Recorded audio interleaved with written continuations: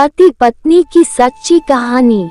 एक माँ जिसकी आज इकलौती बेटी की शादी है, माँ बेटी को वेडिंग गिफ्ट के तौर पर एक बैंक अकाउंट की पासबुक देती है तो बेटी अपनी माँ से पूछती है कि ये क्या है।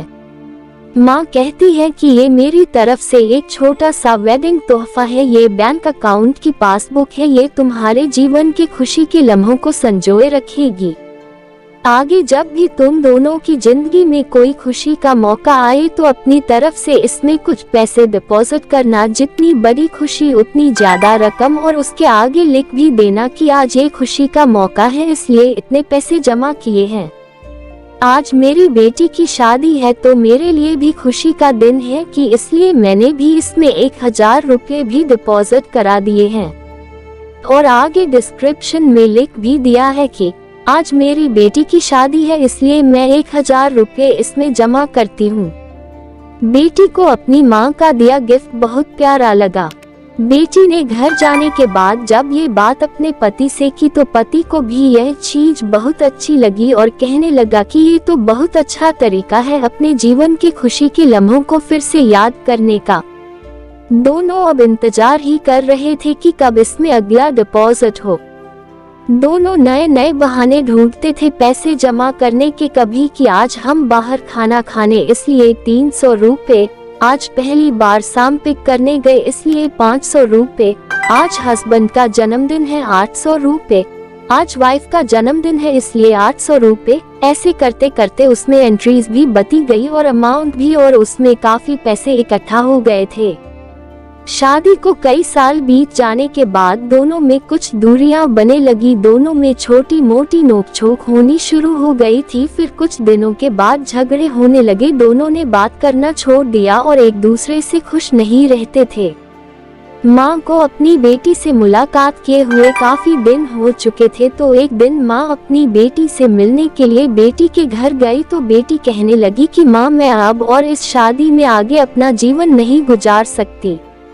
पता नहीं मैंने इतने दिन इसके साथ कैसे गुजार लिए, अब मैं इस आदमी से डिवोर्स चाहती हूँ। उधर पति भी कहने लगा कि मैं भी परेशान आ गया हूँ, इसके साथ रहकर मैं भी जीना नहीं चाहता, तुम्हारे साथ मुझे भी डिवोर्स चाहिए।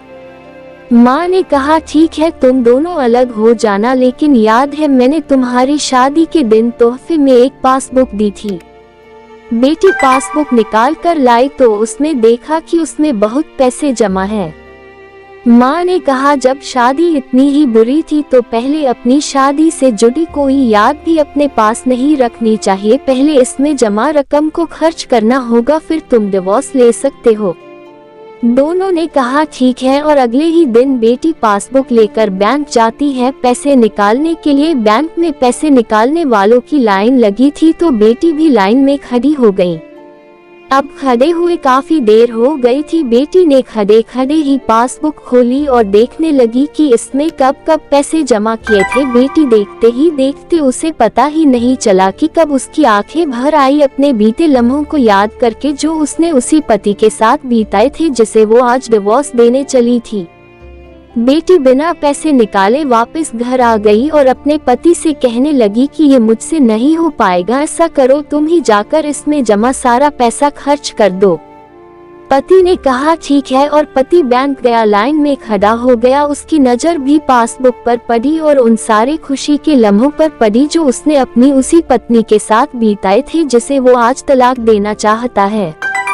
अपने जीवन के सबसे हसीन लम्हों को याद करके पति की भी आंखें भर आई और वो भी लाइन से निकल गया।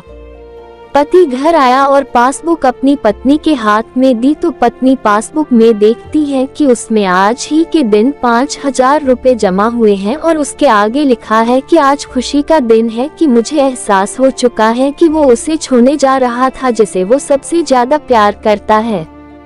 मैंने फैसला कर लिया है कि अब बाकी की सारी जिंदगी उसी के बिताना चाहता हूँ।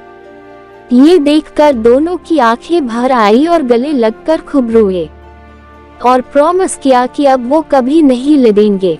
आपको ये पति पत्नी के सच्चे प्यार की कहानी कैसी लगी कमेंट करके बताएं। यदि कहानी अच्छी लगी हो तो इसे शेयर करें।